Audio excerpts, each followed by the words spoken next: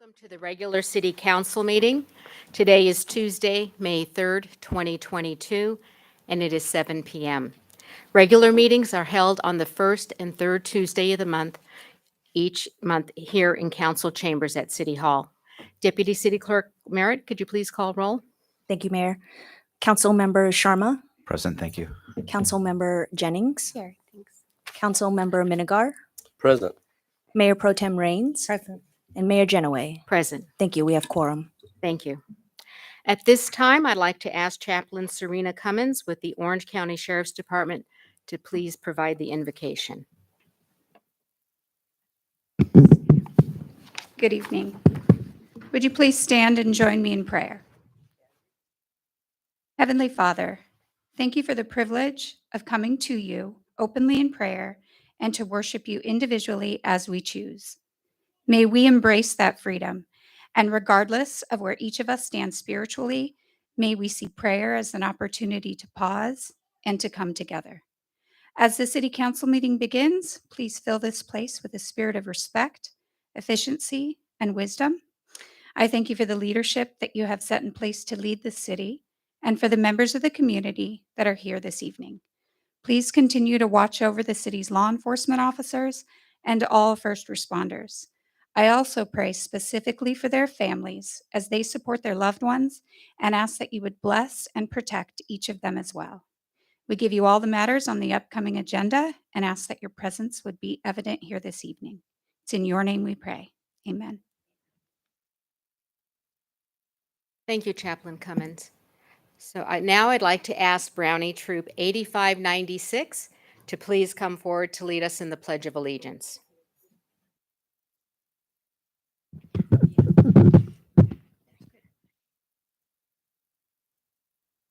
Attention audience. Color Guard advance.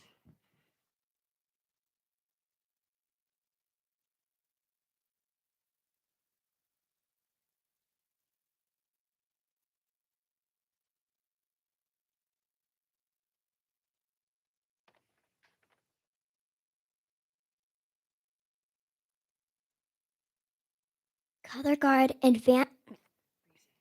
Present the colors.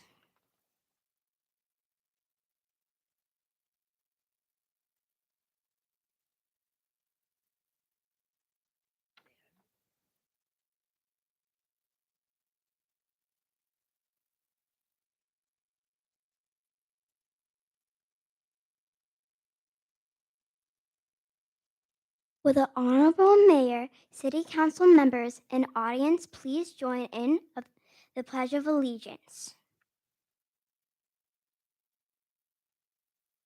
Allegiance to the flag of the United States of America and to the republic for which it stands, one nation, under God, indivisible, for liberty and justice for all.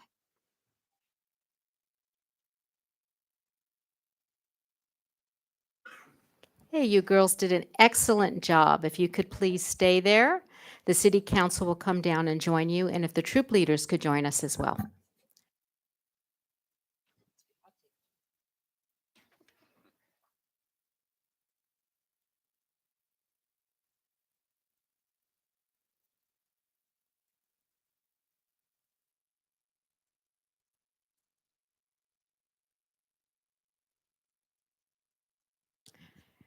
Well, didn't they do an excellent job?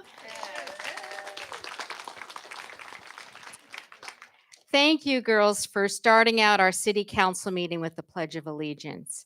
You did that so very well, and it's just a great way to start a government meeting with the faces of the future. So what I'm going to do is I'm going to pass the microphone. Please tell us just your first name, what grade you're in, and what school you go to. My name is Melania, and I'm in second grade, and I go to Community Roots. My name is Cora. I go to Community Roots, and I'm in second grade. My name is Susanna. I'm in second grade, and I go to Community Roots. My name is Rhea. I am in second grade, and I go to Community Roots Academy. My name is Haven, and I go to Community Roots Academy, and I'm in second grade. My name's Amelia. I go to Community Roots and I'm in second grade. My name is Catherine and I go to Community Roots and I'm in second grade. My name is Carrie, and I am the co-leader of Troop 8596. And I am Kendra, and I am Troop Co-Leader as well. Hey, well, Carrie and Kendra, we want to thank you for your dedication to the girls and developing leadership skills in them, and also letting them have lots of fun growing up. So thank you very much. I'd like to present you with the Mayor's Challenge coin for your commitment to our community and your excellence in service. So we will now have the paparazzi come down and we'll pose for some pictures. I like them when they're short. So we have a big white boat.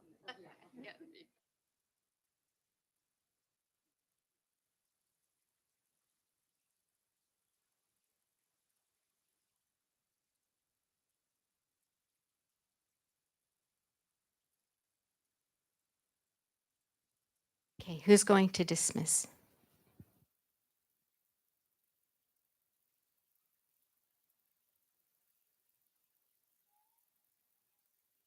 Color guard dismiss. Good job.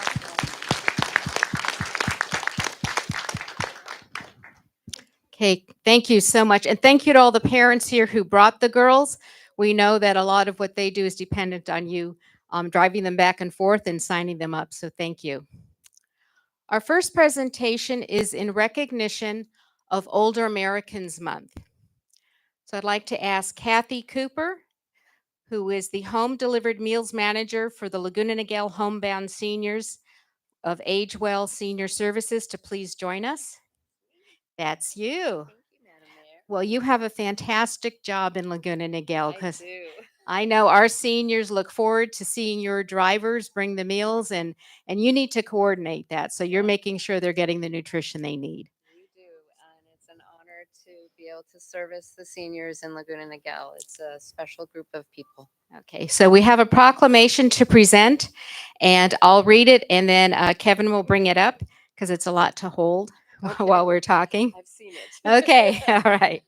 So whereas the city of Laguna Niguel includes a growing number of older Americans who contribute their strength, wisdom, and experience to our community, and whereas communities benefit when people of all ages, abilities, and backgrounds are welcomed, included, and supported, and whereas the city of Laguna Niguel recognizes our need to create a community that provides the services and support that older Americans need to thrive and live independently for as long as possible, and whereas the city of Laguna Niguel can work to build an even better community for our older residents by planning programs that encourage independence, ensuring that activities are responsive to individual needs and preferences, and increasing access to services that support aging in place. Now, therefore, I, Mayor Elaine Genoway, on behalf of the Laguna Niguel City Council, do hereby proclaim May 2022 to be Older Americans Month. We urge every resident to recognize the contributions of our older citizens, help to create an inclusive society, and join efforts to support older Americans' choices about how they age in their communities. So we'd like to present you with this resolution, and thank you for what you do for the seniors in our community. And would you like to say a few words? A privilege to be here on behalf of Age Well and the Meals on Wheels program and the Senior Center over at Sea Country.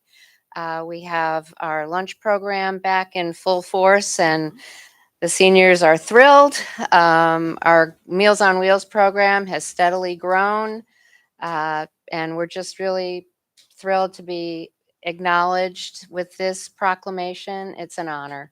And thank you very much for everything that the city does to help promote in the encouragement of supporting the seniors in the city. Well, I know the City Council is very happy to do that, and it's very important to provide these services so our seniors can age in place, because for most people, that is their preference, to age in place, and you make that possible. So thank you very much, and thank you to all your colleagues at Age Well. Thank you very much. Okay. So did we get pictures? We're going to get a picture.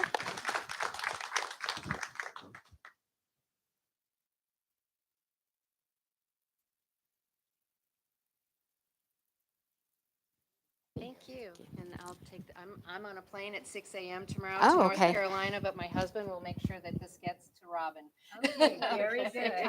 All right, thank you. I'm going to go see my mom for Mother's Oh, Day. wonderful. Who's going to be 96. So. Oh, God bless her. Thank Wonderful. you, everybody.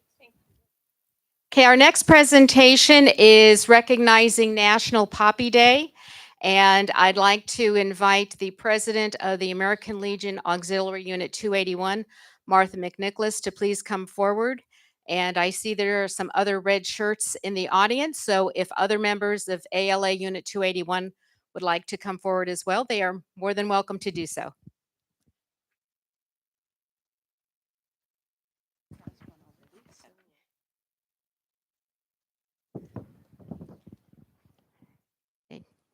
Come on, ladies, don't be shy.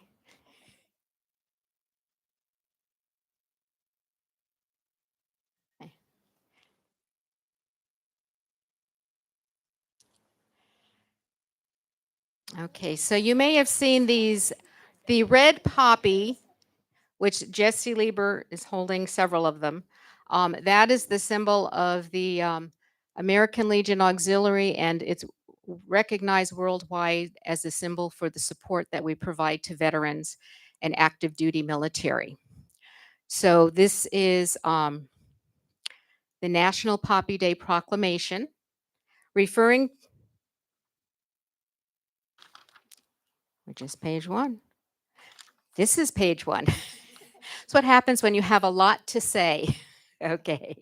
Whereas May 27th, 2022 is designated as National Poppy Day, recognizing the importance of honoring those who have worn our nation's uniform and commending American Legion Auxiliary Unit 281 for their work in support of veterans and active duty military service members. Whereas Poppy Days have become a familiar tradition in almost every American community. This distribution of the bright red memorial flower to the public is one of the oldest and most widely recognized programs of the American Legion Auxiliary. And whereas connecting the visual image of the poppy with the sacrifice of service made by our veterans has been an important goal of the American Legion Auxiliary Poppy Program since its inception in 1921, and whereas poppies are worn and displayed as a symbolic future tribute to our fallen and the future living veterans and service members, and whereas at the end of World War I, the American Legion family adopted the poppy as a symbol of freedom and the blood sacrificed by troops in war times. The symbolic use of the poppy comes from the poem In Flanders Fields, which movingly begins, "In Flanders fields, the poppies blow between the crosses, row on row," referring to the poppies that sprang up in the churned up earth of the newly dug soldiers' graves over parts of Belgium and France.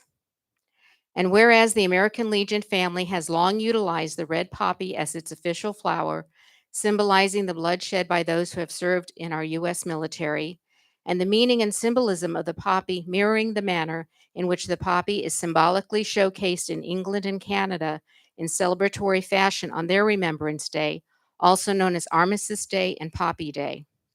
And whereas wearing a poppy will unite citizens from across the country who decide to show their patriotism, and now, therefore, be it resolved that I, Mayor Elaine Genoway, on behalf of the Laguna Niguel City Council, do hereby support the designation of May 27th, 2022 as National Poppy Day, commends the American Legion Auxiliary Unit 281 and their support of veterans and active duty service members, and encourages all citizens, residents, and visitors in Laguna Niguel to join in observing this day to honor every service member who has died in the name of liberty, freedom, and democracy, while also showing their support for living veterans, service members, and their families.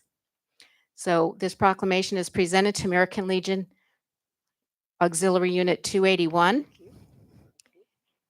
And this also hopefully serves as an awareness to the residents of Laguna Niguel of what the red poppy symbolizes. So throughout the month of May, when you see the poppy, you will know what that symbolizes and support it. So Martha, would you like to say a few words? Yes, actually, I was going to say almost everything that you said in your proclamation about the history of the poppy and as a new World War I. But I would like to read the poem, The Flanders Field. I think I can do it. In Flanders Field, the poppies blow between the crosses, row on row, that mark our place, and in the sky, the larks, still bravely singing, fly, scarce heard amid the guns below. Where are the dead? Short days ago we lived, felt dawn, saw sunset glow, loved and were loved, and now we lie in Flanders Field. Take up our quarrel with the foe. To you from falling hands we throw the torch, be yours to hold it high. If ye break faith with us who die, we shall not sleep through poppies grow in Flanders Field. By Lieutenant Commander John McCrae. So that's where the poppy comes from. And from newly revitalized and reorganized Unit 281. We've been a little silent in the last couple of years, but we're back active again. The one thing that we've always kept for the last few years is sponsoring our girls' state representatives. We sponsor girls from 7 local high schools to go to the girls' state experience in Sacramento, and we will continue to do that. Our mission is to support the post 281 and all veterans and active servicemen. And one of our recent projects that I'm especially proud of is participating in a veterans baby shower. Seems a little odd because when I think, and no offense intended, when I think of veterans, I think of older men. But we have young veterans and we have women veterans. And there are women veterans returning from service who are having children and are in need. So with our work through the Long Beach VA, we collected items for a VA baby shower. And we're so proud of all of our members for contributing to that. And it's something we did for our veterans community. So thank you for the recognition and for being a member of our Unit 281, along with Sandy Rains and hopefully Kelly Jennings soon. Also, just to put a note in, both the auxiliary has changed its eligibility requirements recently. So it's not just wives and daughters, it's spouses and children. So men can join the auxiliary. So thank you again. Okay. Thank you, Martha, and thank you, members of Auxiliary Unit 281, for what you're doing in our community to support the military and veterans. Thank you So I think Fabian would like to take a photo.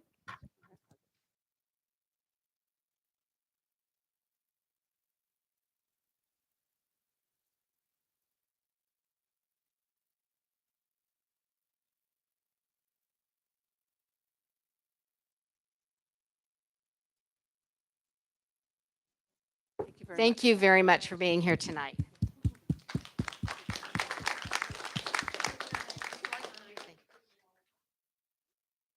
Yeah, I'd like to give all of the city council members and staffs a poppy so you can remember us too. Okay. Thank you.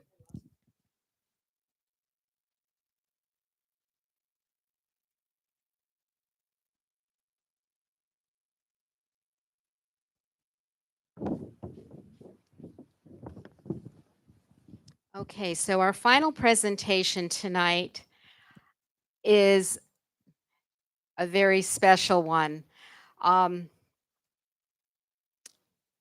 the chief smiles every time I say this. We know our city's safe, but Laguna Niguel is the 6th safest city in the entire state of California. And the reason for that is our deputies. Our deputies is a very large part of why we are such a safe city and the care that they show to our community. So a few weeks ago, the Orange County Sheriff's Department had their annual Medal of Valor recognition. And 2 of our deputies here in Laguna Niguel did receive a Medal of Valor for the Medal of Courage. So I would like to invite Deputies Aaron Cole and Joseph DeVella to come down here to please receive recognition from your community.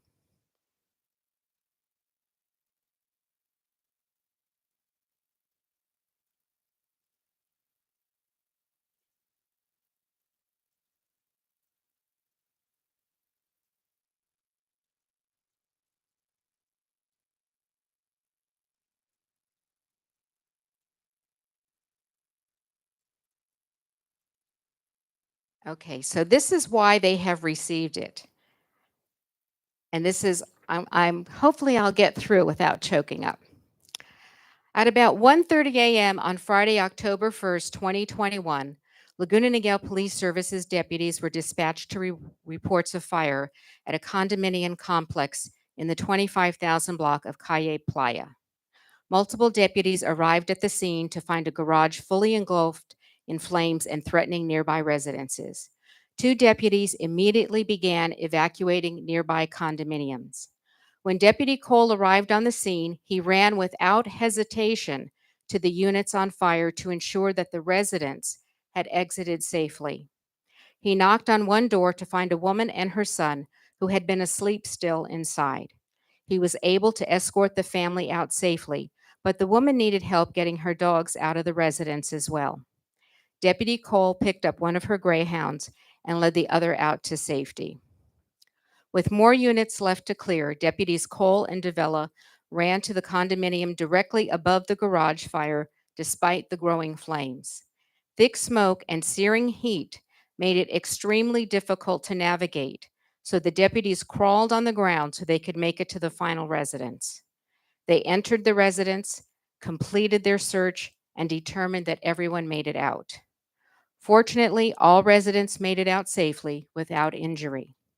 Deputy Cole was, however, later hospitalized and treated for smoke inhalation injuries. The bravery, courage, and selfless actions of both of these fine deputies exemplify the finest traditions of the Orange County Sheriff's Department and the commitment to public safety that Laguna Niguel is so very proud of. On behalf of the entire City Council, I share a sincere thank you and God bless you for your service to this community. So thank you very much. These are the recipients of the Medal of Courage. Let's give them a hand.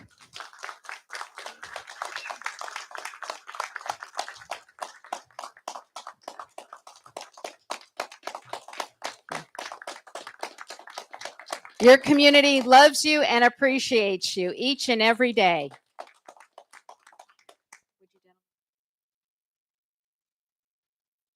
No, or you just okay, you just want to stand there for pictures. Okay.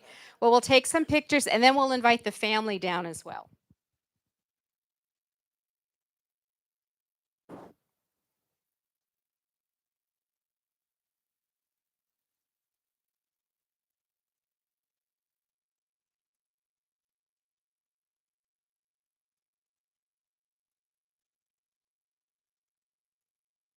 Okay, and I'd like to ask the wives and children to come down as well. We know this is a family affair when you send your husband to work each day. That is your support behind him.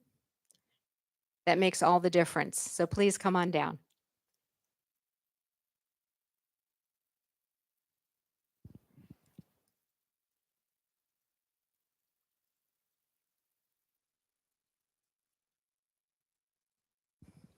Oh, isn't this exciting? Yes. Here comes another one. Come on. Yay.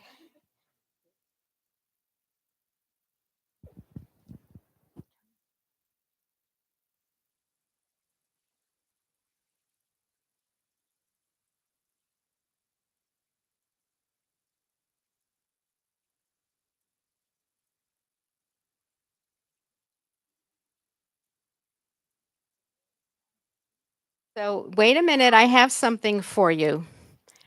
So we know it's because of the support of your family that you can do what you do. So I have the Mayor's Challenge coin to present to your family. This is the Mayor's Challenge coin for your commitment to service.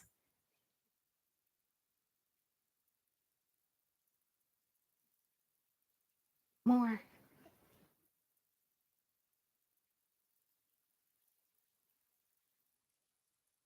Hey, who didn't get one yet? Did you get one? Get one? Okay.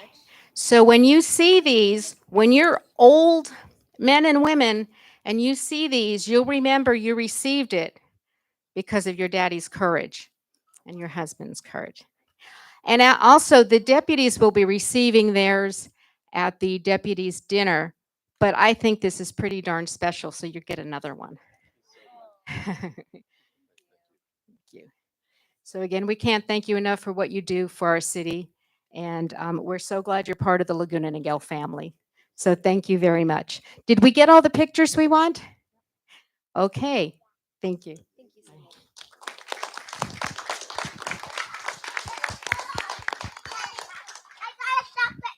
Okay, and that is it for our presentations tonight, so we can go back up to the dais.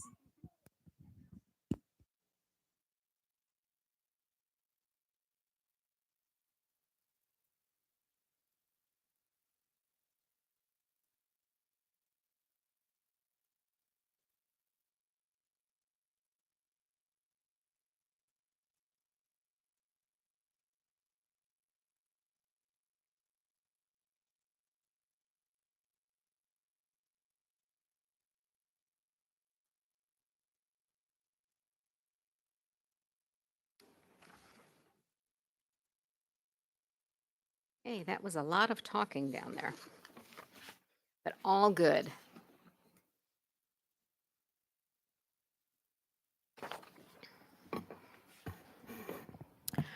Okay, we will now move on to public comments. Any person wishing to address the city council will need to complete and present a gold-colored request to speak form to the deputy city clerk. These forms are available on the counter that is located near the door to council chambers. Please be aware that the time limit will be 3 minutes for each person to speak. This is a time for members of the public to share comments with the city council. The Brown Act does not allow the city council to respond to speakers at the meeting. However, city staff will follow up and respond to questions or provide information as needed. To allow equal time for speakers, minutes may not be given to another speaker. You may have another person read your written statement. Deputy City Clerk, are there any other requests to speak aside this one? I've received no other forms, Mayor. Okay. So if Monty McDivitt could please come to the microphone and please state your name and address. Good evening. Monty McDivitt, 30781 Seminole Place here in Laguna Niguel. That was me coughing in the audience. That story actually really did get me choked up. So that was an amazing story and true story, and we're so lucky to have those officers in Laguna Niguel. I'm here to give thanks to the City Council, Parks and Rec, and our local Sheriff's Department for our Earth Day event. First, Parks and I've been leading the Niguel Botanical Preserve on Earth Day since 2010, and this by far is the best, well-organized event on Earth Day I've ever been to. Ron's team was out there in full force, very organized. I have to tell you, Ron, he was even shoveling some mulch for us too. So everyone was pitching in. We had over 120 volunteers come out. 850, we planted 850 drought tolerant plants. We spread 40 yards of donated mulch. But there's lots of preparation that went into this great day. We raised over $5,500 to buy plants for Earth Day. We got all of our yards of mulch donated. And leading up to Earth Day is a lot of work for our volunteers, but again, put on a well event by Parks and Rec. With a recent vandalism, we've been concerned with theft up there of our plants. So at the last minute, we emailed Captain Asuncion, and he jumped in and provided kind of coverage for us to kind of watch over our plants to make sure that they didn't walk away during the middle of the night or in the middle of the afternoon. And we were just so impressed by his response. So thank you, Captain. But I wanted just to kind of talk about installing drought tolerant plants and how this is especially important as neighboring counties are already restricting outside watering. We welcome our local residents to come out into the preserve and get inspired by our plant palette and how to plant drought tolerant landscape and how it can be beautiful. We'll continue our second Saturday program to educate our volunteers on the importance of water conservation by planting drought tolerant plants mulching the beds, and time delivery of irrigation, which is so important. So once again, City Council, thank you for your support. Parks and Rec, thank you for an outstanding Earth Day, and Captain Assumption, thank you for your support as well. Thank you. Okay, thank you, Mr. McDivitt, and thank you to the members of the Niguel Botanical Preserve for providing such a gem in our community and an opportunity for our residents to participate. So public comments are now closed, and we will move on to our consent calendar, items 1 through 6. Are there any items that need to be pulled? Councilman Minigar? Councilmember Number Ring? 5. 5? Okay. None, thank you. Okay, so item number 5 is pulled. Can I have a motion to approve the balance of the consent calendar? I'll make the motion. A second. Moved by Councilman Minigar, seconded by Councilmember Jennings to move the balance. All in favor, say aye. Aye. Opposed? Abstain? Carries. Okay, item number 5. Mayor Pro Tem Raines. Thank you so much, Mayor Janaway. I pulled this item because it's updating our technology, and there's a couple things in here that caught my eye, and then I've followed up with our city manager. But at first glance, when you look at this item, it looks like we're having a significant increase in costs from what we had done before in our city for IT. This past fiscal year, we actually, clarification, thanks from the city manager, that part of this contract now will include all of our GIS service. And I wasn't quite sure what that was, and I thought, well, I wonder if our residents know what GIS is. So I thought it'd be important that we all kind of get on the same page. Our strategic plan has a couple key things. One is information technology, so this obviously serves that, but it also has safety, public safety as another important item. And since we had this last contract, our GIS and our IT were two separate billing items, but we've also established and built our community center, which is now another asset that our city has that needs more technology and updated services. So this whole process is going to bring together a significant improvement to all of our technology that we have. But there were some key things that I found really interesting in this GIS as I was doing my own research, and I just wanted to bring them forward. One was that it increases our backup systems recovery and disaster recovery. I know we just did an emergency preparedness event here in the city to help our residents know how to be prepared. We have updated an evacuation plan on our city's website, and now we have a tool that will also help us to be even more prepared. And the other one was security. We're updating our security system in addition to all the other IT things that we're doing, including all of the technology in here, I'm assuming, from the IT. So I just wanted to thank our staff for putting together a comprehensive program for our IT and our GIS system. And I wanted to thank our city manager for clarifying the budgetary items that we did spend that money in the past, but it was just budgeted in a different way. So with that, I just wanted to say thank you for being proactive and making sure that we have something positive in our city that is going to allow us to communicate and keep our city safe. I'll move the item. Okay, so it's been moved by Mayor Pro Tem. Is there a second? Second by Councilmember Jennings. Any further discussion? All in favor, say aye. Aye. Opposed? Abstain? Carries. Okay, now we are on to discussion items.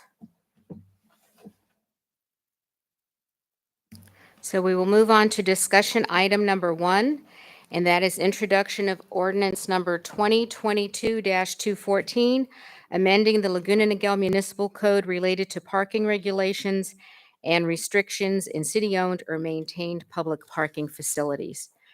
Deputy City Manager Martin will provide us with a report. Thank you. Good evening, Madam Mayor, members of the City Council. The discussion item before you this evening is related to a municipal code amendment specific to parking regulations and restrictions in city-owned or maintained public parking facilities. The City of Laguna Niguel Municipal Code currently includes provisions on parking regulations which are contained in Division 4 of Title 7 of the Municipal Code. While the current provisions include regulations specific to streets, highways, and residence districts, there is no reference to regulations that apply to public parking facilities that are owned or maintained by the city and/or other governmental entities. To include specific reference to parking regulations and restrictions in public parking facilities, Ordinance number 2022-214 has been prepared. For the purposes of this ordinance, examples of public parking facilities include parking lots at City of Laguna Niguel facilities and at city parks. For the purposes of Ordinance number 2022-214, a public parking facility shall be defined as a ground level surface parking lot or an above ground, below ground, or multi-level parking facility that is owned or operated by the City of Laguna Niguel or any other governmental entity. As it relates to maximum parking times, the municipal code currently provides for a maximum vehicle parking time of 72 consecutive hours on city streets and highways. However, it makes no reference to public parking facilities. The ordinance amends the existing provision to now include public parking facilities' maximum parking times as follows. In the area of maximum parking time, it shall be unlawful to park or stop a vehicle for a period of time longer than 72 consecutive hours upon or within any public parking facility, highway, or street. As it relates to unauthorized parking, Municipal Code Section 7-4-603A 2I includes provisions on prohibited parking in the city. The ordinance, again 2022-214, includes an additional provision, which is provision J, which pertains to prohibited parking in a public parking facility. The new provision J reads as follows. In the area of unauthorized parking in public parking facilities, when the city has designated certain property as a public parking facility or has restricted parking space for parking by permit only, or where signs, lines, or other physical evidence indicates the manner in which motor vehicles must be parked thereon, or restricts the time of day or period of time during which motor vehicles may be left standing thereon, any violation of any such signs, lines, directions, or notices shall constitute a violation of the municipal code. And the final municipal code item to be amended is related to parking within designated markings. A new section, 7-4-608, titled Parking Within Designated Markings, has been added and reads as follows. In the area of parking within designated markings, where any parking space has pavement markings designated the allotted parking space, vehicles shall be parked entirely within the designated limits of such parking space. All of the aforementioned municipal code amendments related to parking in a public parking facility have been included in ordinance number 2022-214. I do want to note that you have a red folder in front of you where section 5 has been further flushed out to make it more easily read. There's also a small footnote there that shows that the addition of that section is just administrative in nature. And with this, staff recommends that the City Council waive full reading, make any amendments to, and introduce ordinance number 2022-214 this evening and place it on the agenda for the May 17th City Council meeting for adoption. This concludes my presentation. Happy to answer any questions that the City Council may have. Thank you. Are there any questions from the City Council? Just one quick Councilman question. Minigar? Thank you. This is a great ordinance. I'm 100% advocating and supporting this. I just have one question for our police chief. How can we sustain enforcement of the ordinance with the limited number of officers we have and we have other priorities? How can we enforce it if somebody's violating the code, the ordinance? Usually we would get notification from our public. We get complaints that there are vehicles taking 4 parking spaces. So usually our traffic units, whether it's our community service officers or our motor deputies, can mitigate those problems and assign a citation if necessary. So I presume that they're going to time it, they're going to date it, and then based on collaboration, coordination with your department, then you would know that this person, this vehicle, is violating and is exceeding, 3 days That is correct. So we do have street sweeping in certain areas of the city. So taking the same methods and procedures on how we mark that vehicle for 72 hours, we usually give a warning and put a warning on the vehicle. And then when after that 72 hour has taken place and the vehicle has not been moved, then we will cite the vehicle. And just for the public's knowledge, how much is the tickets fine? No, I do not have that answer. Under the municipal code, it's $100 for first violation, 200 for second. Very good. Kevin. Okay. Madam thank Mayor, I you. might also add that these are, because these are public parking facilities, there are staff in many of the locations who travel through them. We have strong communication with the deputies as well. Okay, thank you. Mayor Pro Tem? So just for clarification, that was the same question I had as Councilmember Miniger about what the fine would be. So somebody sees this ordinance, but the fine isn't anywhere in here. Is there any language in here that refers back to what the city's municipal code for this kind of violation is, so that if somebody saw this, it wouldn't, it wouldn't cause any other kind of issue? Is that something maybe we could add so that it refers them back to what our code is for the fine? Because it wasn't clear on here. And the other question I had was, are we towing or are we just fining? And what's that? That was so it is just going to be a fine. Well, the Yes. first answer is it's going to be on the signs in the parking lots that will reference the municipal code, as we do with other things that we Okay. cite for. But for And- legal reasons, would it make sense to have that on there, Attorney Yanis? Certainly on the signs. I think for proper advisement and enforcement, having signs that delineate the requirements so that people know that they must park in a space and within the allotted lines, can't park for more than 72 hours. That's going to be important. The sign that's posted can cite to two different provisions of the code, the provision that makes it illegal to violate it, and then the section of the code. You have an entire article in your municipal code speaking to violations of the municipal code and how much fines are for those. And there is a section 1-317 that speaks to the $100 for the first violation, 200 for the second, and 500 for the third and subsequent violations of the code. And so, yes, we can make sure that that is specified on the citation. Number one, the provisions that they are violating and where the amount is specified, but also on the signage as well. Okay, so it's not necessary to actually have it on this No, ordinance then? because it becomes part of your municipal code, then this existing No problem. chapter Okay, kicks thank you. in. Appreciate it. Sure. Okay, any other questions? Okay. Deputy City Clerk Merritt, are there any requests to speak on this item? I've received no public comments for this. Okay, so public comments for this item is closed. Any additional city council comments on this? Okay, so can I have a motion I'll to? make the motion. I'll second it. So you've made Councilman Minigar has made a motion to waive the full reading and to direct this to be placed on the May 17th agenda. And it's been seconded by Mayor Pro Tem Raines. All in favor, say aye. Aye. Opposed, abstain, carries. Okay. We are now on to discussion item number 2, and that is to adopt resolution number 2022-1383, approving the City of Laguna Niguel Local Roadway Safety Plan. Public Works Director Scott, could you please provide the report? Yes, good evening, Honorable Mayor and members of the City Council. Tonight, I'm excited to present to you the adoption of Resolution 2022-1383, approving the City of Laguna Niguel Local Roadway Safety Plan, or otherwise known as a Lrsp. A Lrsp is a document that analyzes citywide crash data and develops recommendations for focused improvements to address local highway safety needs.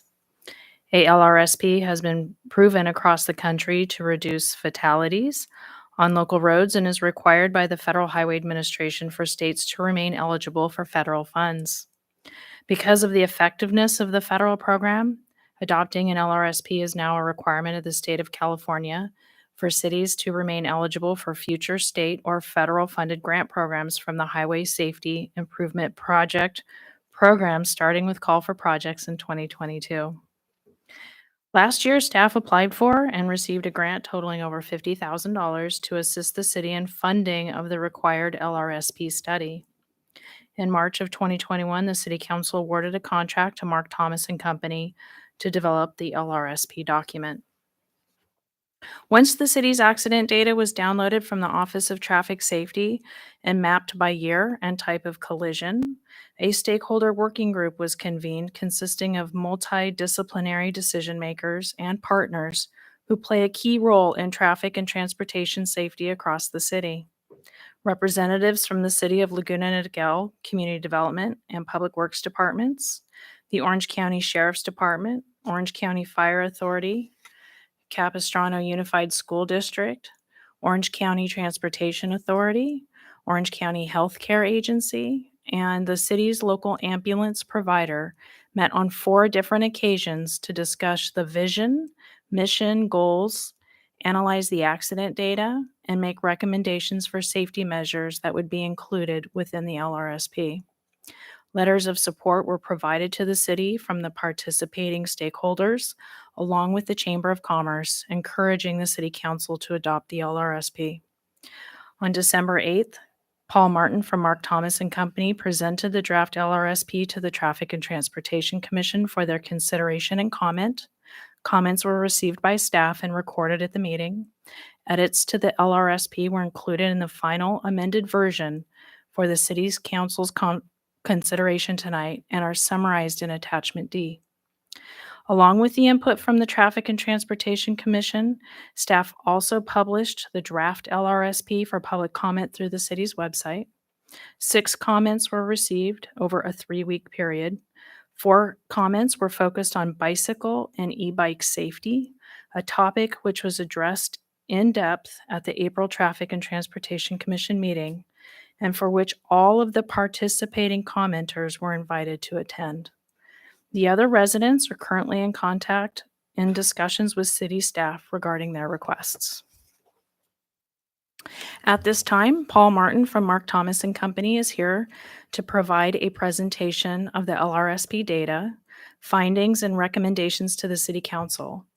Paul is the active transportation manager at Mark Thomas and Company and is a registered civil and traffic engineer in the state of California. Paul has 22 years of work experience leading planning and project delivery for public sector clients focused on improving transportation safety. Thank you, Director Scott. As mentioned, my name is Paul Martin. I work at Mark Thomas, and we're the engineering firm that has prepared this document. It is hard to follow up parking municipal code change, but I will do my best this evening. So Jackie, Director Scott mentioned a lot about what the local roadway safety plan is. So walking through our agenda of the slides that I have for you this evening, we want to talk through the definition of this document, talk about some of the efforts and the accomplishments that we observed here in the city, really focus on those, as well as talking about the stakeholder working group, assembling that group and what type of input we received, then the analysis of crash data and the results for recommendations going forward, and of course, closing with next steps. So getting back to the definition, a lot of this you've heard. A local roadway safety plan is a newer document that local jurisdictions are all creating in the state of California and nationwide as well. The local roadway safety plan is this proactive approach to really improving travel safety throughout the community. It's data-driven analysis that prioritizes safety improvements and requires collaboration among multiple partners. And a key aspect that is very important to jurisdictions such as Laguna Niguel is the creation of this document does maintain eligibility for a specific funding program, the Highway Safety Improvement Program.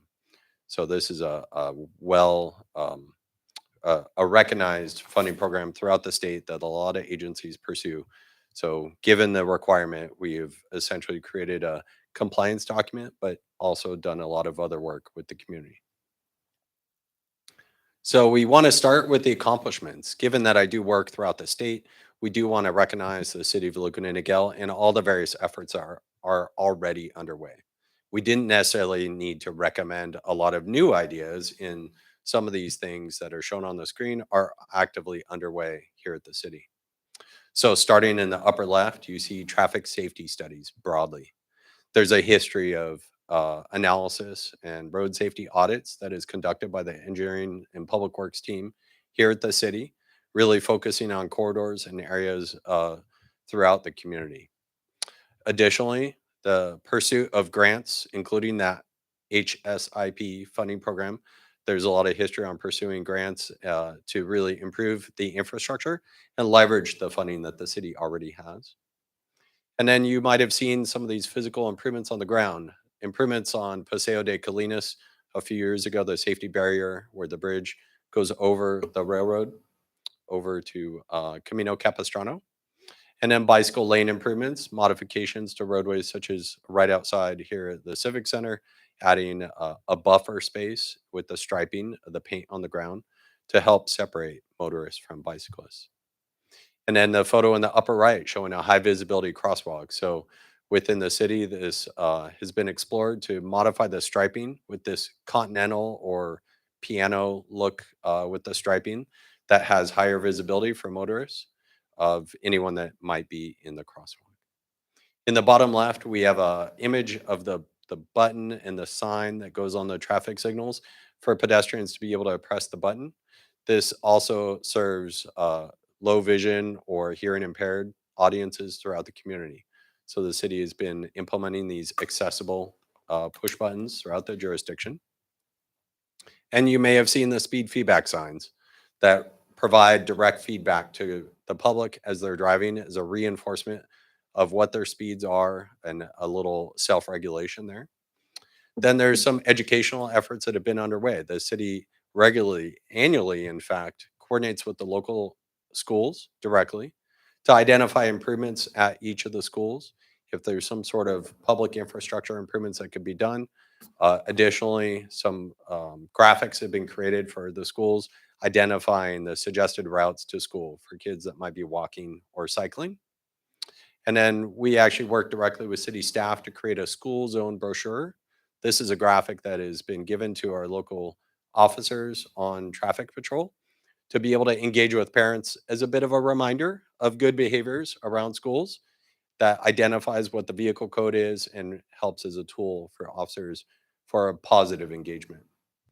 And then at the resource center or at the various centers here with the community, there are resources and education directly to seniors. So these are all things that are already underway or a history of activities here at the city. This is to be commended. Now, getting back to our local roadway safety plan.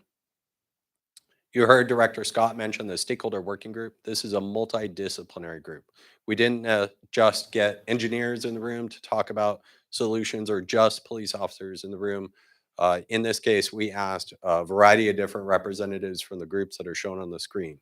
So you get this mixture of different stakeholders that all have some vested interests in public safety and transportation safety within the city. This stakeholder working group with the representatives met 4 times last year and helped really review the vision, mission, and goals for the local roadway safety plan.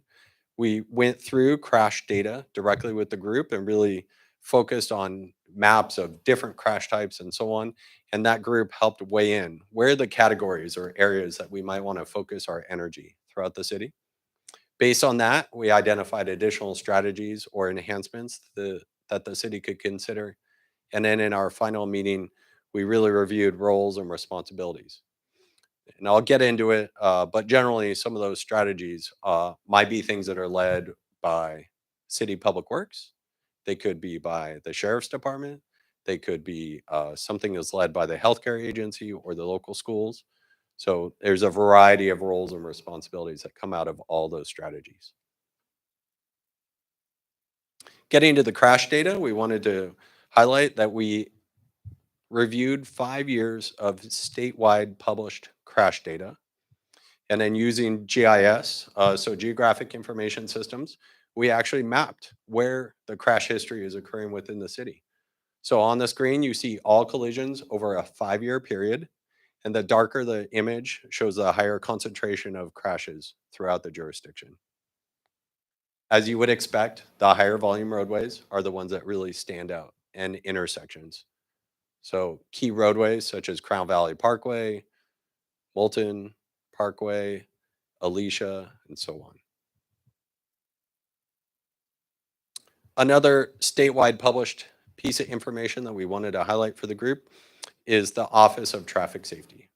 So OTS, as it's known, is a statewide organization that also focuses on public safety and transportation safety. OTS typically provides funding for competitive grants throughout the state, and one of those in particular pays for the DUI enforcement that the local officers here with the sheriff's department or jurisdictions throughout the state typically are using to pay officers for that overtime, for focused DUI enforcement, and other things as well. So anyways, OTS has published data about each jurisdiction and how a city of, in this case, similar size to Laguna Niguel would compare to another city of similar population. So there's a lot of data in the table. I would have you focus on the bottom right of the table where it says composite score. So the OTS provides rankings based on these multiple categories, but the overall composite score shows that the city is ranked 99 out of 102. A bigger number is good in this case. So 99 being there's only 3 other jurisdictions of similar size that have less crashes occurring within those jurisdictions.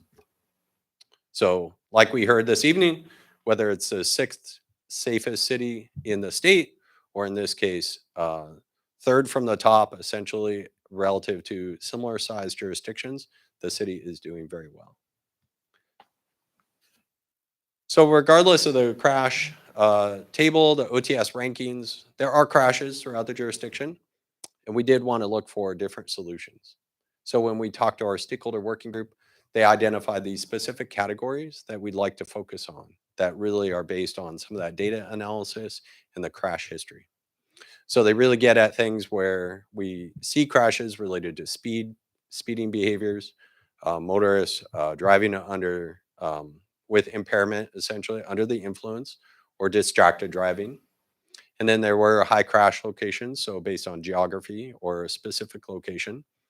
The stakeholder working group had a lot of interest about public safety near schools and focused at intersections, as well as people bicycling or walking, or under the umbrella term for active transportation. And then based on age cohorts, the bookends being older adults and teens for safety, and how we can look at improving safety for all these different things. So you get a mixture of different demographics like ages or geography throughout the city. The image on the right shows these various categories and strategies that we might employ. So I mentioned the roles and responsibilities doesn't all fall on public works, for example, that we might look and say, well, there's a role for enforcement related to DUI activity. We can't necessarily engineer our way out of DUIs, for example. Education might be a mechanism to really address a lot of the focus areas or the categories that are identified. And emergency services is something we want to not lose sight of, how well we can provide emergency responders a safe and quick travel throughout the city to maybe manage after a crash has occurred and get people to medical care. Emerging technology is a topic that we're still looking to see how can we employ, what is the best solution. An example within the jurisdiction might be coordination with the traffic signals and emergency responders. So when an officer, for example, is in code 3 and they have lights and sirens going, as they approach an intersection, they could get a green light. So those types of technology features we want to look for and encourage throughout the jurisdiction. There's already a lot of that going on really in the network throughout the city. And then lastly, the engineering bucket or category is already something we've talked about. These types of improvements, whether it's Paseo de Colinas improvements, or all those bicycle and pedestrian improvements, or the broad roadway improvements that you see throughout the city. So our stakeholder working group helped us identify what are the safety categories that we want to improve. Then in the document, we provide strategies that cover all these various E's, the 5 E's on the screen.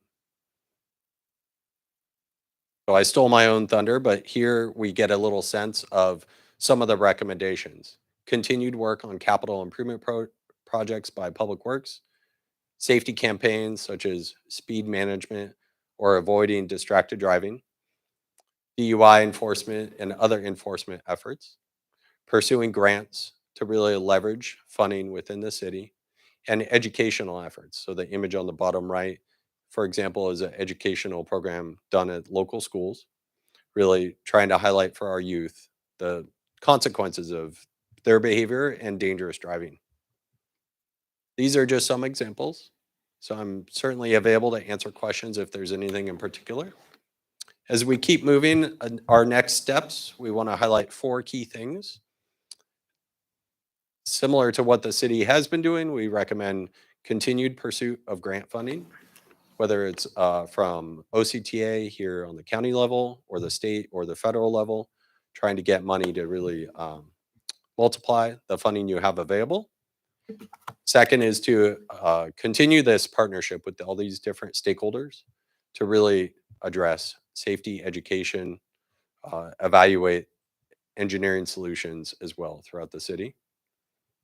And then as part of the local roadway safety plan, the idea is that this stakeholder working group that helped last year with really forming the document, that they would meet on an annual basis to evaluate progress and opportunities to prioritize activities going forward.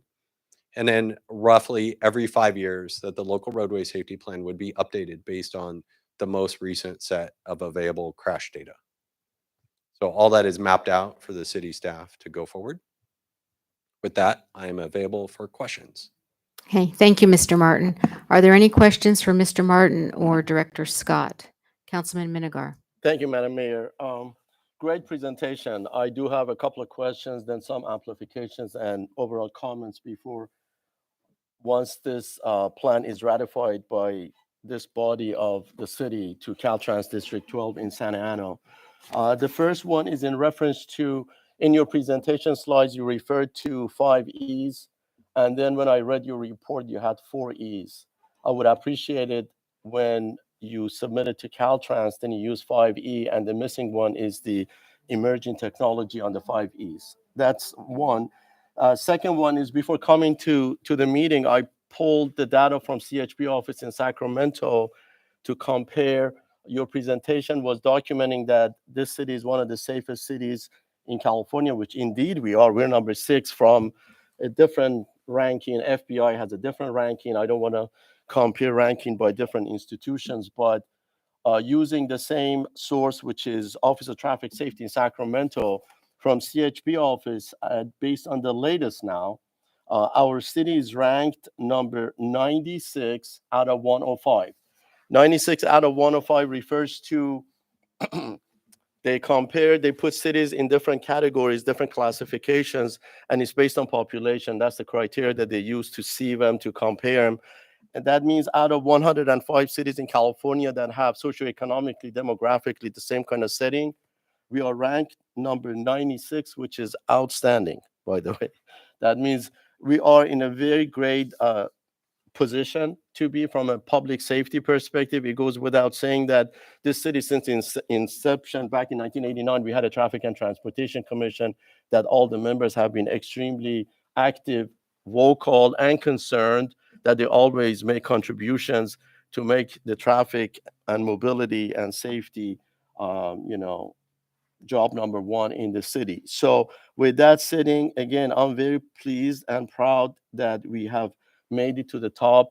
I don't want to compare our city with other cities. There are other cities that they've had 10,000 traffic crashes, collisions, accidents. And this is outstanding. And it goes with, the best law enforcement that we have with Orange County Sheriff Department, our police department, but also public works by maintaining, the best quality of infrastructure in the city, and above all, our citizens that happen to be law-abiding citizens, that they also help to reduce that number. Then a couple of questions. I noticed that when you made the presentation to us, when Councilmember Sharma and I attended the last meeting, was back in December 8th, 2021, You had mentioned that there were 8 intersections in the city that had made it. I looked at figure 13, which is the heat map that you have, which is a part of this documentation. And when I read the protocol from the state and federal FHWA, they typically look for top 10. The reason that you maintained 8, not 10, was because the other 2 locations, intersections, did not make it in reference to the number of collisions. Councilmember Miniger, to answer your question about the number of intersections that we've included, it was very specifically identified to create a priority list that Public Works could reasonably address in the foreseeable future. There will be additions to this and changes to it as we reconvene each year and discuss the updated data, and we can add intersections as we go through and we accomplish some of the emphasis areas that Paul outlined in his presentation. So there will be future additions and more implementation of measures as time goes on. Your points are well taken, because over the years in this city, it's always Crown Valley Parkway at Moulton is 1. 2 is Crown Valley Parkway at Forbes Cabot's area, which is on your heat map. It's the biggest cluster. Then we go to Rancho Niguel area, which is, Moulton and Rancho Niguel. And then there are Alicia Parkway and Crown Valley Parkway, and Niguel Road and Alicia are the ones that I want to make sure that, because this is going to be a living document for this year when you submit it to Caltrans to get funding for the next cycle 11 of HSIP, Highway Safety Improvement Programs. I want to make sure that we don't lose funding. We qualify to get money to do as many locations as we can. It's our tax money, so why not to take advantage of it so that we use it, because they owe us. We pay so much taxes that when it comes down to these, I get very sensitive that our city does not get much, and a lot of cities don't pay into the system, and they get so Miniger, much money from the federal and state. Your point is very well taken, and obtaining grant funds is extremely important to Public Works. We're going to highlight the grants that we've been successful in obtaining for the city at our CIP workshop next week. It totals over $4.6 million just in the past few years. And we will continue to aggressively seek grants. The 3 intersections identified in the LRSP that we have in front of you this evening are 3 intersections that we specifically have many plans with the development that's going on in the city at the Gateway, with the potential development coming online with City Center, and also the intersection that you highlighted at Crown Valley and Golden Lantern are our priority intersections. This is what we can reasonably focus on at this time, make the improvements that we've committed to in the LRSP, and then update future intersections as future years come through and we reconvene with the stakeholder working group and can look forward. Very good. And as a matter of records, I noticed that on the first page that LRSP was funded by California Department of Transportation, i.e. Caltrans. Well, it was mostly funded by Caltrans. Our city, our taxpayers paid, I looked up the numbers from Sacramento, $31,000. So we paid $31,000, and Caltrans contributed $54,000. The total is $84,000. So on that, just to be reflected, the exact numbers where we stand. But with that, great job, Public Works. I know you took a long time. I understand that. I was impatient, but I think at the end, it's the refinement and it's the inputs of all the stakeholders, and checking with everything to come up with the best plan for our people, that we are very special. For a first-class city, everything has to be, the product has to be first class too. So with that, I conclude my comments and questions. Thank you. Okay, thank you, Councilman Minigar. And I think he expressed something that many of us feel in so many areas. Our city, we're a donor city for so many different areas where resources are allocated. We're a donor city, so we want to make sure we're getting back every penny that we can. So, Councilman Sharma, did you have any questions? Yeah, thank you, Mayor. So as was pointed out by Councilmember Minigar here, we had an opportunity to give you a barrage of questions in the December 8th meeting. I appreciate you having dealt with us then and now presenting again to having addressed a lot of the questions. This question is either for you or Director Scott. I noticed in the heat map for analysis that was presented previously, the discussion was in addition to the major intersections where we're seeing a lot of the nominal accidents happen, we're also seeing a lot of accidents around the school zone areas. And while I imagine that a lot of the conversation is on educating the parents through the school systems, I noticed also that in the presentation, there was a support letter from Capistrano Unified.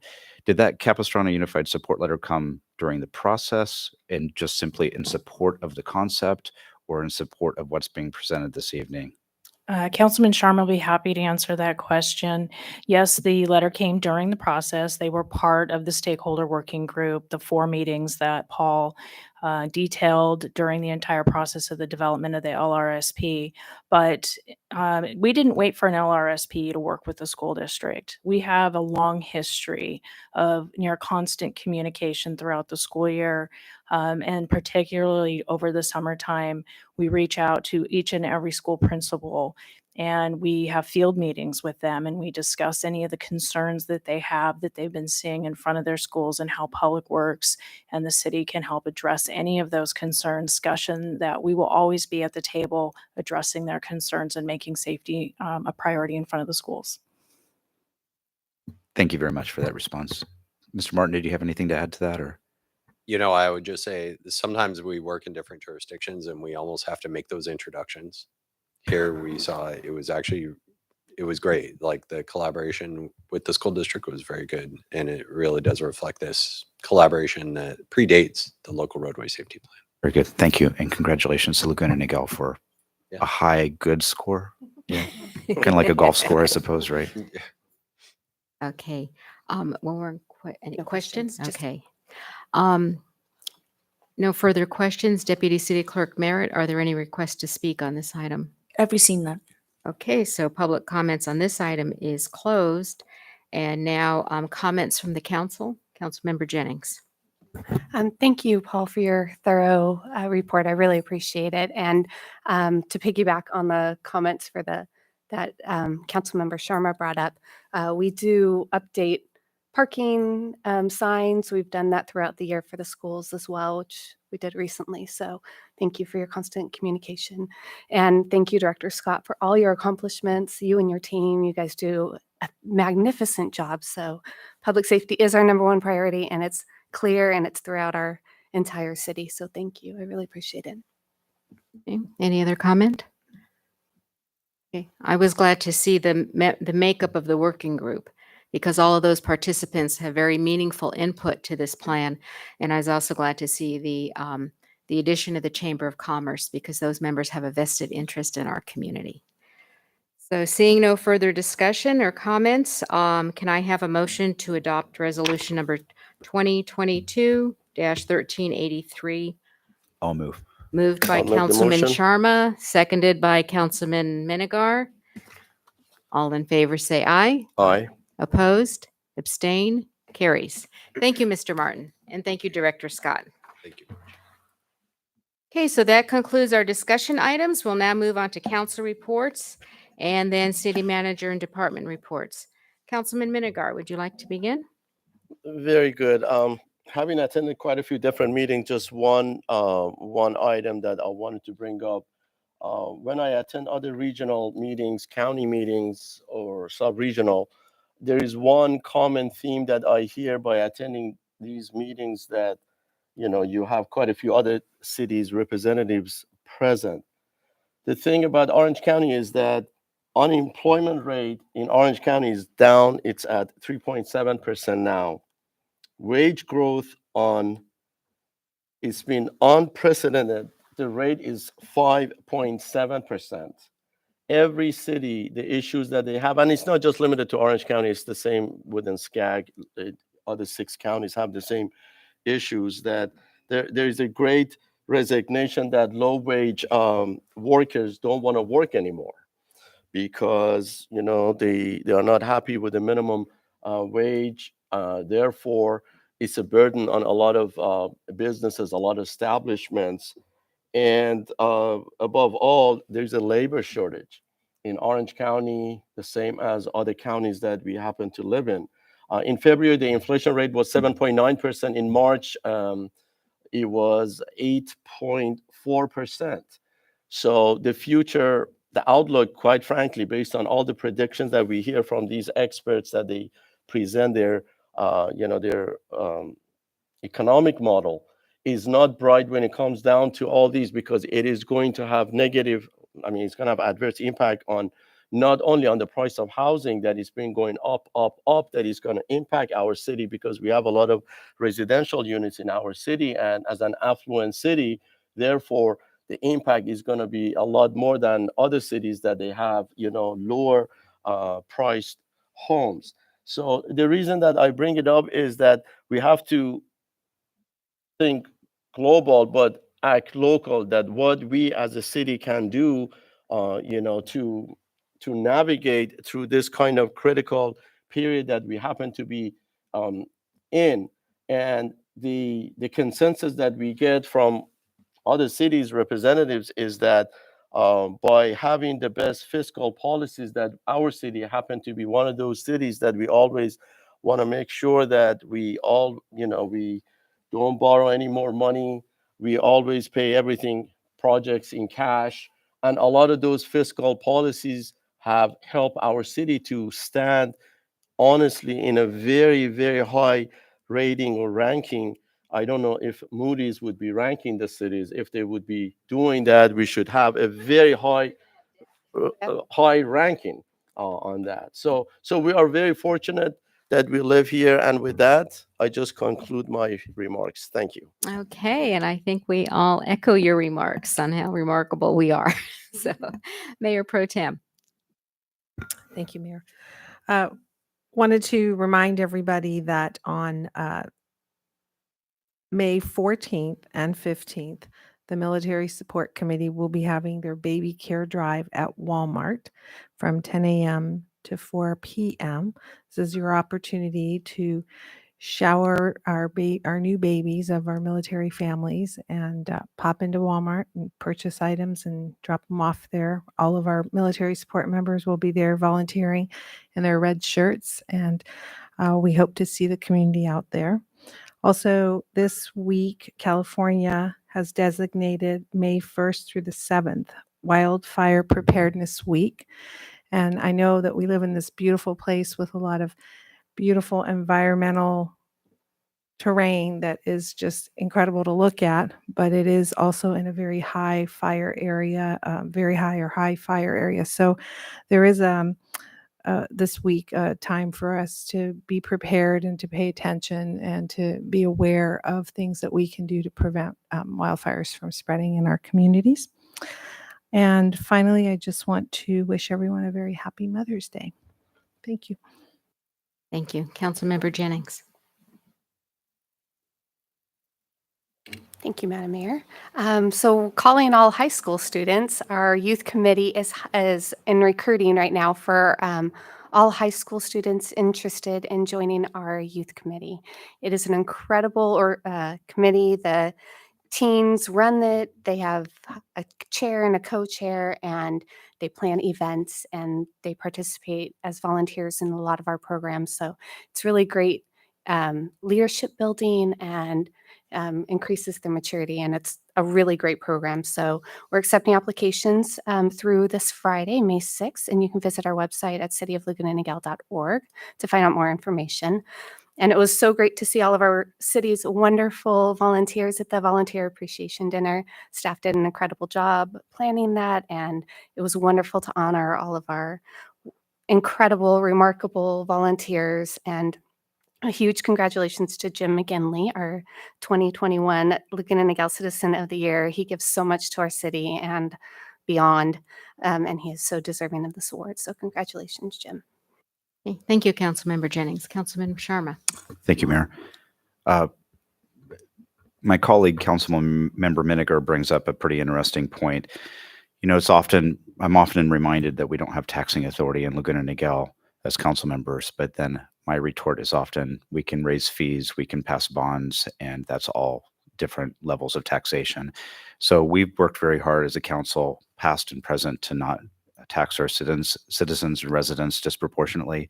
And we stand steadfast on our different boards as well when the conversation of bond ordinances come up as well. So thank you, Councilmember Vinegar, for bringing that up.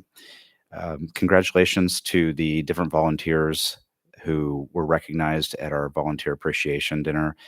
I had an opportunity to ride in the Meals for Wheels program with Ron Kraft, and it was nice to see his engagement with the citizens that he serves as well.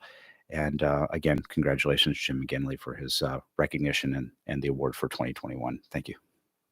Okay, thank you.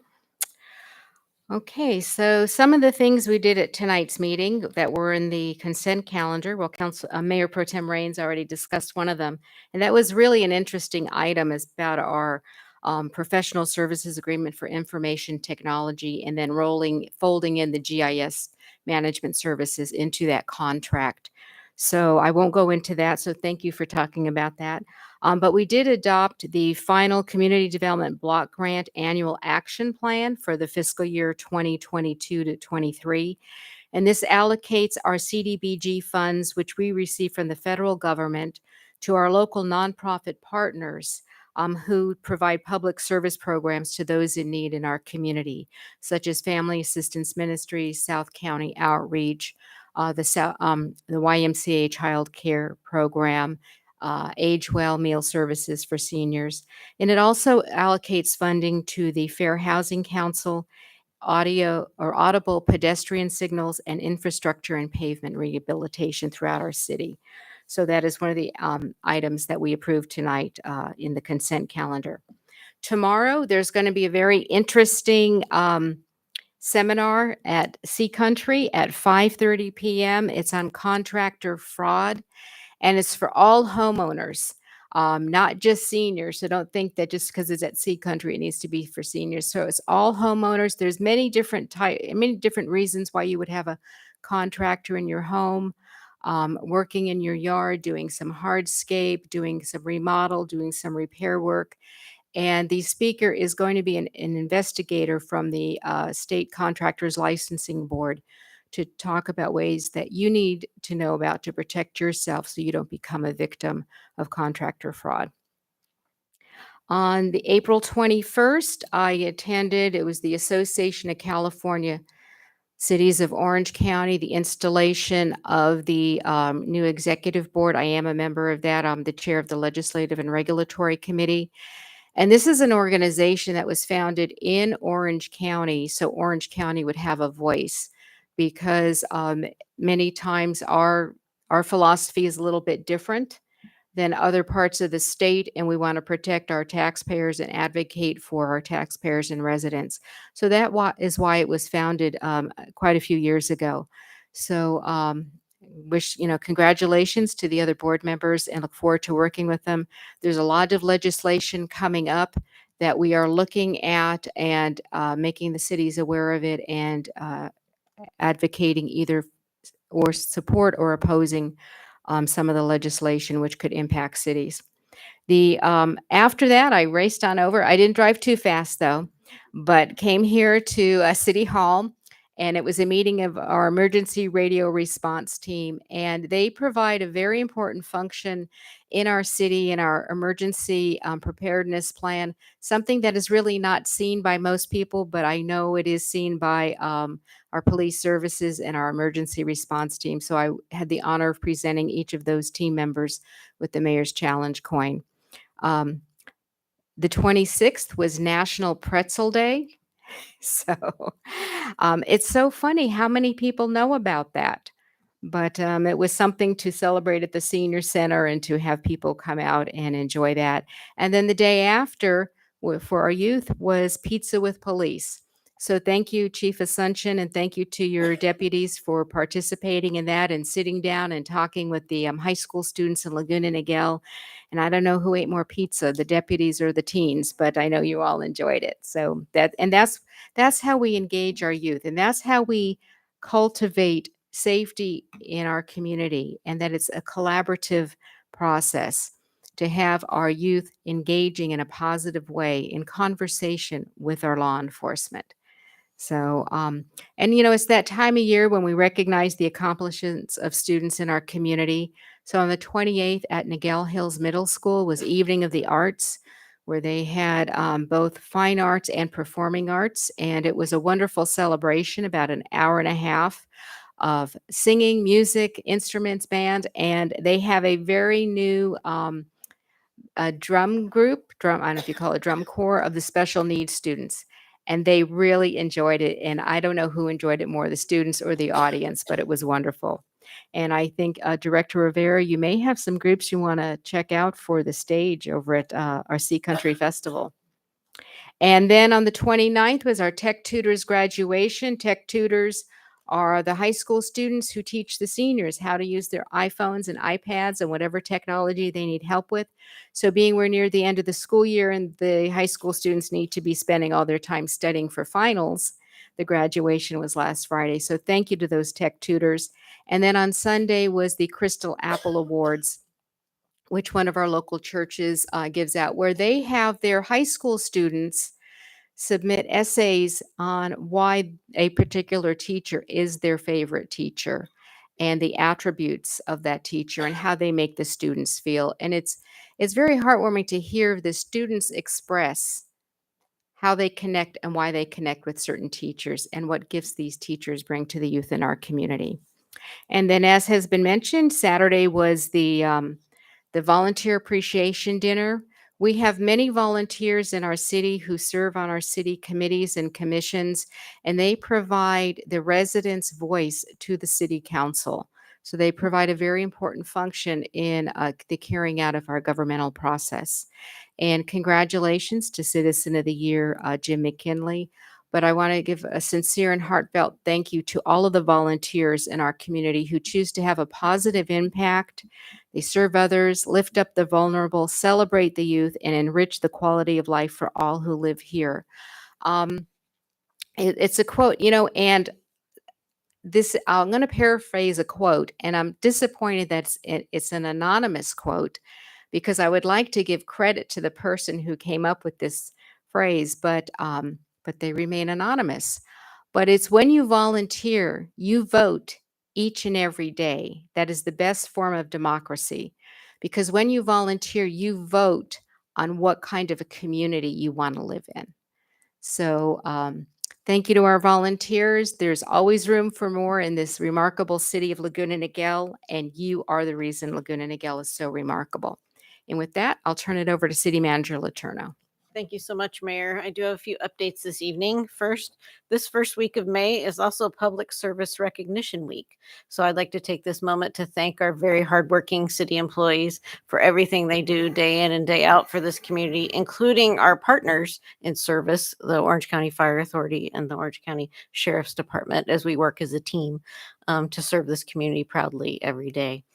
And the budget study session is next week, next Tuesday at 6 o'clock. We're excited to share the budget with you. We're looking forward to it, and I hope you are too. And then on May 17th at 6 p.m., the long-awaited summer trolley kickoff, including an official christening and dedication. So we would like all the public to come out and help us celebrate the first official kickoff of our first ever trolley program. We're really excited about that. May is also National Bike Month, and I'd like to turn this over to Parks and Recreation Director Rivera to talk about all of our fun activities we have planned. Thank you, City Manager Letourneau. Thank you, City Council. We kicked off our National Bike Month Day on Sunday, May 1st, with a bicycle ride at Chaparosa Park. Our great police captain and his team came out there to give a good explanation on safety and things like that. We also have our Community Ride and Dine Week starting Monday, May 9th through Sunday, May 15th. We're using this opportunity to promote local businesses and riding your bike to have lunch and dine in Laguna Niguel. Everyone who hashtags LN Ride and Dine will win an opportunity to win a special prize that week. Also, we have our BMX Best Trick demonstration at Laguna Niguel Skate Park on Sunday, May 22nd from 5:30 to 7:30 p.m. There will be a great demonstration of bike riding, snacks, giveaways, and more importantly, you'll see some wonderful, wonderful tricks. And finally, we have our mountain bike group ride Saturday, May 28th at Chaparosa Park. Come on down and enjoy a month of riding your bicycle in Laguna Niguel. Thank you. That concludes our reports this evening, Mayor. Okay, thank you, City Manager Letourneau. Seeing as there is no further business, our meeting is adjourned at 8:30 p.m. Thank you and have a nice evening.